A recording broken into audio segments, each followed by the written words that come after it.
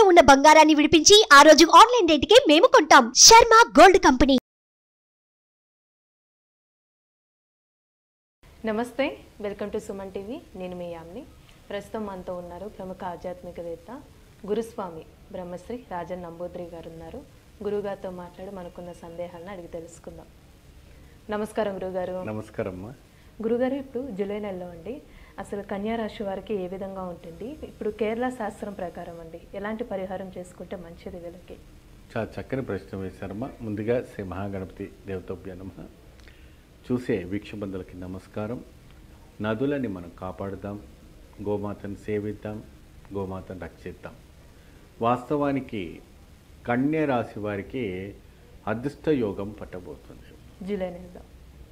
మహా అదృష్టం. ఎప్పుడైనా ఇన్ని సంవత్సరాలు మీరు ఎదురు చూసినప్పటికీ కళ్యాణం కాని వారికి కళ్యాణం, వివాహం కాని వారికి వివాహము, రుణము మాఫీ అంటే రుణం అంటే మీకు అప్పులు ఏమైనా తీసుకొని ఉన్నంటే అదే వస్తుంది. ఎవరికైనా మీరు అప్పు ఇచ్చి ఉంటే ఆ డబ్బులు తిరిగి మీకు రావడానికి జరగడానికి అవకాశం ఉంటుంది.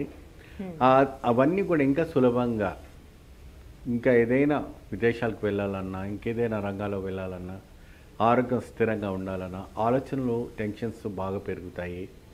ఒకవేళ మనం స్థలం మార్పిడి జరుగుతుంది ఈ ఎక్కువ శాతము, ఆ స్థల మార్పిడిలో కూడా కొద్దిగా జాగ్రత్త వహించి మనం ఈ యొక్క కార్యక్రమంలో పాల్గొనుకుంటే అద్భుతమైన ఫలితం లభిస్తుంది. మారేడు అంటే ఎక్కువ శాతము మనము శివుడికి బాగా మనం పూజిస్తూ ఉంటుంటాం.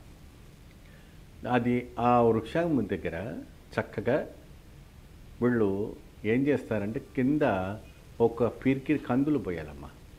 మారేడు చెట్టు కింద, మారేడు చెట్టు కింద కాదు, ఆకు వేసి ఆకు మీద కందులు పోసి ఒక మట్టి ప్రమిదతో దీపార్థన చేయాలి.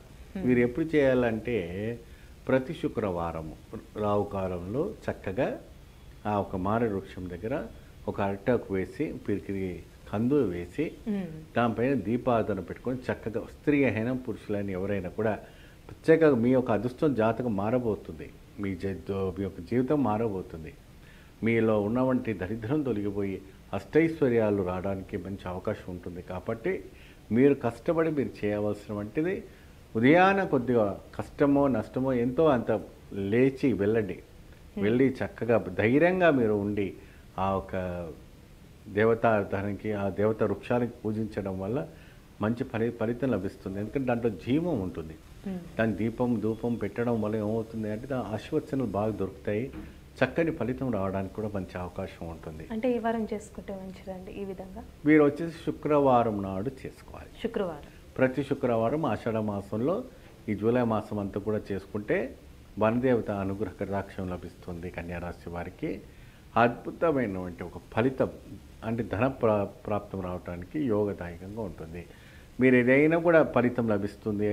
మీరు ఏదైనా ప్రయత్నం చేస్తున్నారంటే, ధనానికి ఏదైనా ప్రయత్నం చేస్తున్నా కూడా మీకు దొక్కడానికి మంచి అవకాశం ఉంటుంది. ఇంకోటి ఏంటంటే ఇతరులను నమ్మి మోసపోకూడదు. మిమ్మల్ని మోసం చేయడానికి ప్రయత్నం చేస్తారు, డబ్బులు లాగడానికి ప్రయత్నం చేస్తారు. ఇంకా ఏదో రకమైన అది ఫ్రెండ్ సర్కిల్ కావచ్చు, చుట్టాల్లో కావచ్చు, ఇంకా అనేక రకమైన ఉంటారు కొంతమంది. అది అంతా కూడా కాస్త మీరు ఆలోచించుకొని చేయాలి. ఆలోచించుకొని మేము మొదలు పెట్టుకుంటే మీకు అద్భుతమైనటువంటి ఫలితం రావడం జరుగుతుంది. మహా అద్భుతం, మహా అద్భుతం. ముఖ్యంగా వీరు వృక్షానికి పూజించిన తర్వాత కాళికాంబకాదేవి ఆలయం దర్శించాలి. అంటే కాళికాదేవి.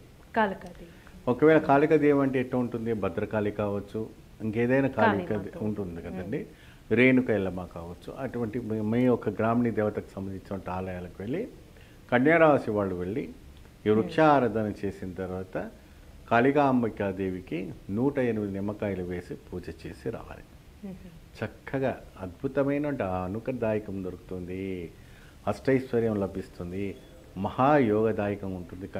తిరుగు చూడలేని 100% జీవితంలో కొత్త మార్పు రావడానికి 100% గ్యారంటీ. మంచి పరిహారం తెలియజేసే గురుగారు, ధన్యవాదాలు మీకు.